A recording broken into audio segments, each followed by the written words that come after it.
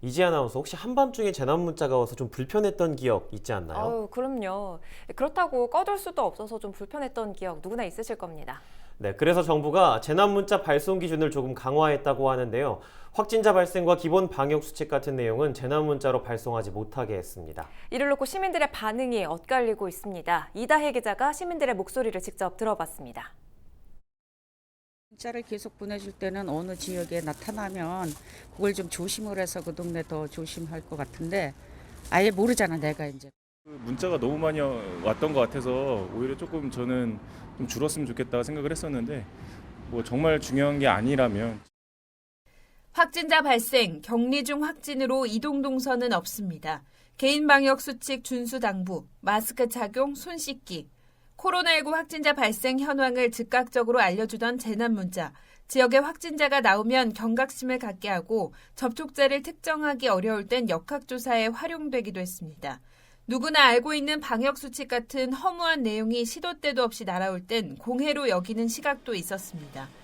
그런데 정부가 코로나19 장기화로 재난문자 발송에 대한 국민의 피로감이 높다며 송출 기준을 강화했습니다. 실시간으로 발생하는 확진자 상황은 물론 마스크 착용 등 보편적 방역수칙, 지자체 대응 실적 등의 발송을 금지한 겁니다. 사생활 침해 논란에 따라 확진자 동선, 밤 10시 이후 심야 시간 송출도 막았습니다. 이를 어기는 지자체는 일정 기간 재난문자 발송을 아예 못하도록 불이익을 주기로 했습니다. 시민들의 의견은 엇갈립니다. 이번 지침이 시작된 1일에도 도내 4개 시군에서 10명의 확진자가 발생해 시민들의 불안감은 여전한 상황. 재난문자를 통해 어느 정도의 긴장감을 줘야 하는 것 아니냐는 의견도 많습니다.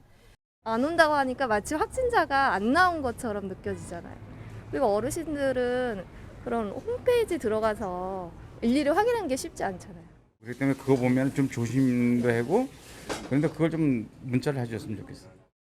반면 지나친 불안감을 잠재우고 일상에 집중할 수 있게 됐다는 의견도 있습니다. 마스크 꼭 해라, 뭐 거리두기 해라. 그러니까 이게 이제 하도 들으니까 읽어보니까 별 효력이 없나 봐.